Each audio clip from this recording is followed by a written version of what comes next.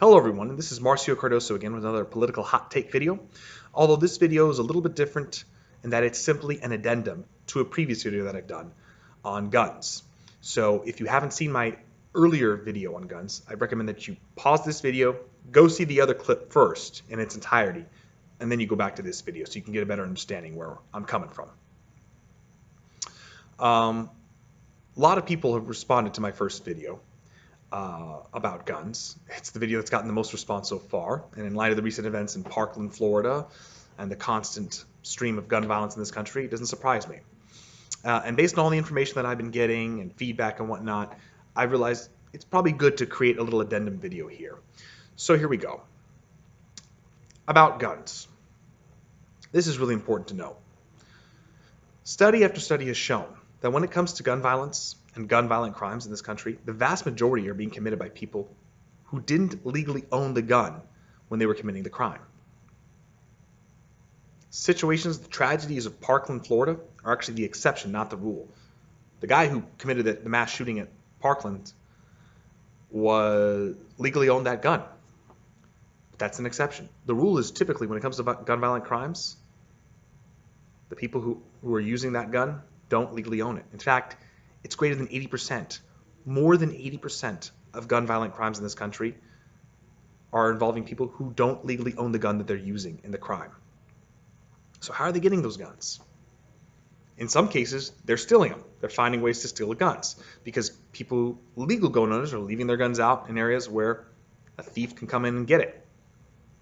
But how are they getting that gun? I mean, they don't have a gun to go get a gun. They're just finding ways to get the guns. Is it really just people being that careless?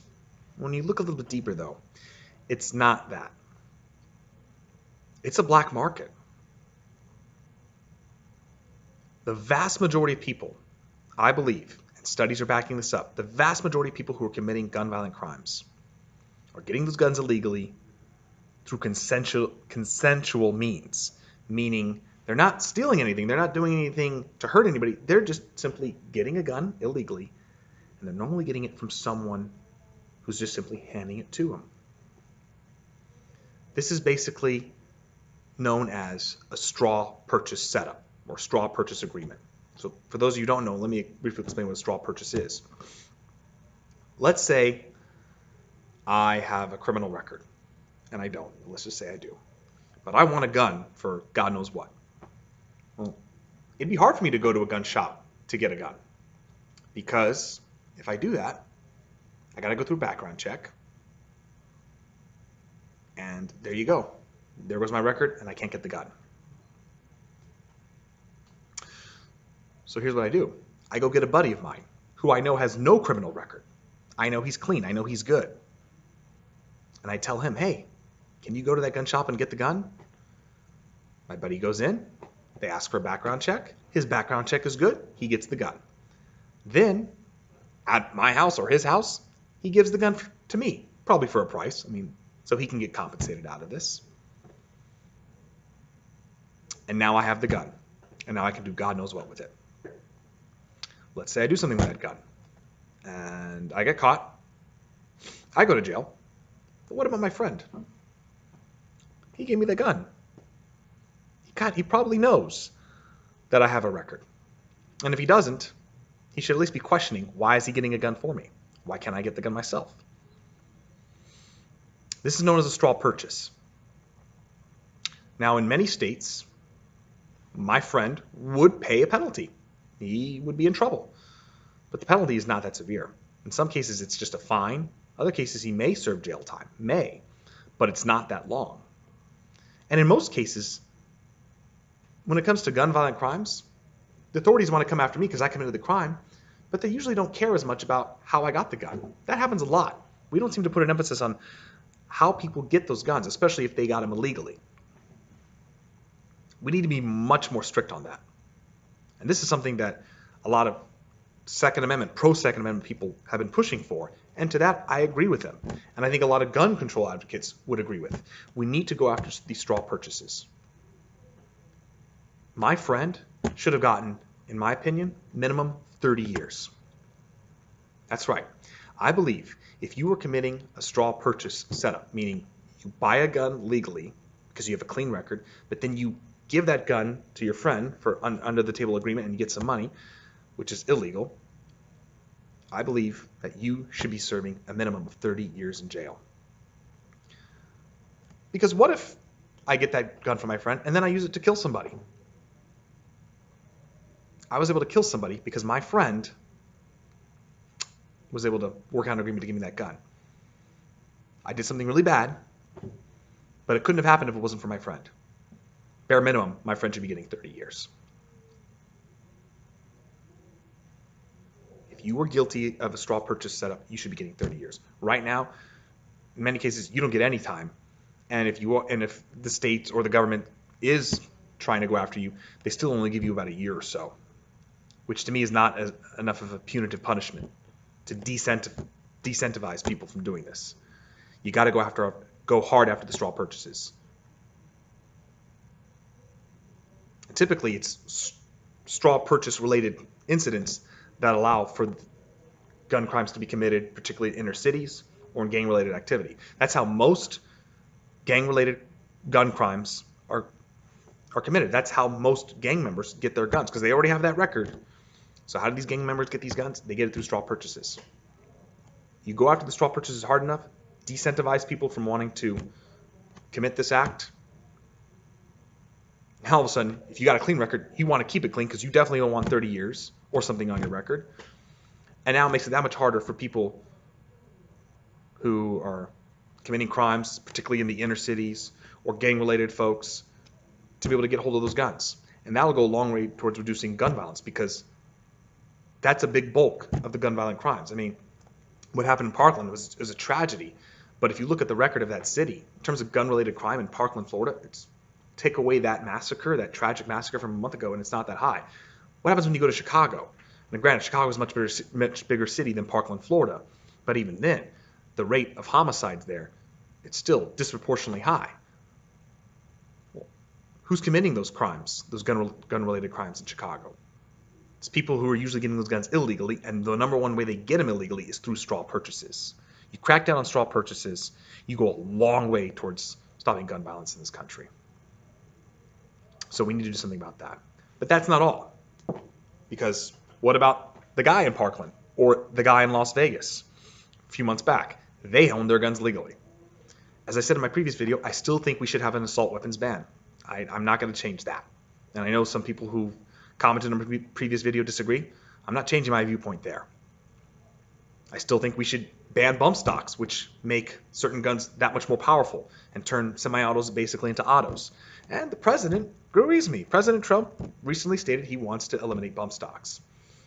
So if you're a strong pro-Second Amendment person, it sounds like you're not going to be happy with Trump either. So we got to get rid of the bump stocks, got to get rid of the assault weapons.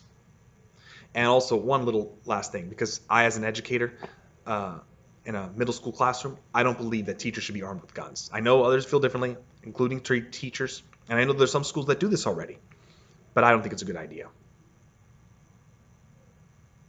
I know, just from my experience. I have a wide variety of students that I teach. Most of them are great kids, but some of them, they have certain issues. It doesn't even mean they're bad kids. They just have issues. They have stuff going on at home. They have psychological breakdowns easily. They have mental health issues. Sound familiar? And I can only imagine, if I have a gun on me and one of my students with mental health issues just snaps and knows I have a gun, it wouldn't shock me if they tried to make a move towards that gun. And now I got to be put in a position to react accordingly. And now something could happen that would have never happened had I never had a gun on me. I also know through experience of many teachers who can be a little unstable. I've worked with people in the past, thankfully not anymore, but I have worked with people in the past, teachers, who, maybe through lack of experience or through lack of mental instability, you give them a gun, a student acts up, or they're having a hard time maintaining the classroom, I could easily see that teacher looking at that gun and snapping. And I know the counter argument will be, well, they shouldn't be in the classroom. I agree, they shouldn't be. And I'm glad to say that those people that I'm thinking of, none of them are in the classroom anymore. But it happens. We hire people who we realize Oops, they're not a teacher. But then at the end of the year, we let them go, or we let them go sooner. But now if you give them a gun, it's a whole other ballgame. So trust me, you're asking for trouble if you bring guns into the classroom. And I didn't even bring up the fact that, oh yeah, what if a gunman does come on campus? And oh yeah, maybe the teacher can pull out his gun and kill the gunman. But what if the gunman gets the teacher first? Now the gunman could go and get that teacher's gun. Now the gunman has an additional weapon to use. So not good to arm teachers. Far more negative comes out of it.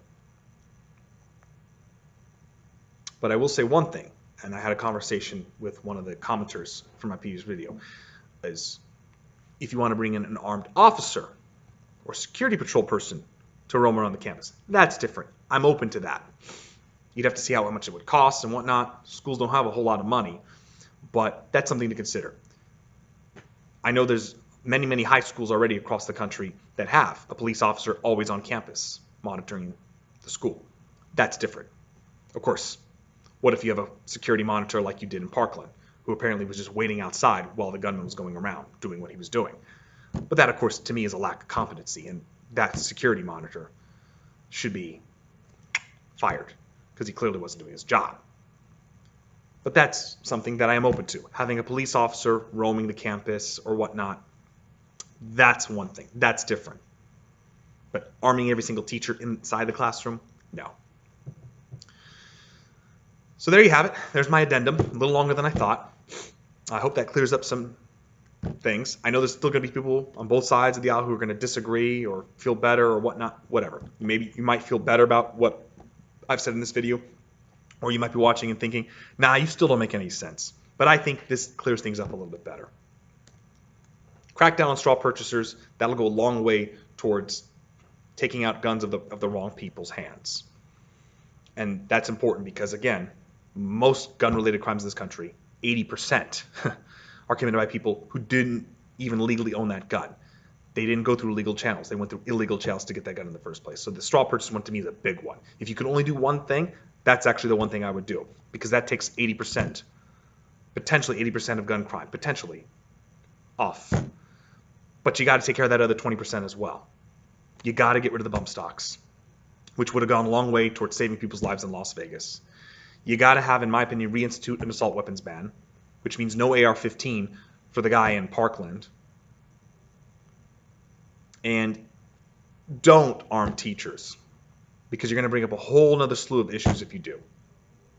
Keep the guns out of the classroom. You want a security guard on campus or a police officer who's armed on campus, roaming around the campus, that's different. That I'm open to. And that I could see having some benefit, not to mention making people, just students, feeling safer and more secure, but not arming every single teacher. I don't care how much training that teacher's gone through, by the way. They could be trained till the death comes home. Doesn't matter. All it takes is one student to lunge at that teacher, or one teacher who's having a bad day to lunge at a student. So I hope that clears things up a little bit. This is a hot button issue, and understandably so. And it's not going away anytime soon, in light of last Saturday's March for Our Lives, which, as you saw, brought out a lot of people and even brought counter-protesters. What do you think? Let me know. Share your comments. If you commented on the first video, feel free to comment again. It's an important issue, and it needs to be discussed ad nauseum, because this is people's lives at stake. Thank you for watching, and have a good day.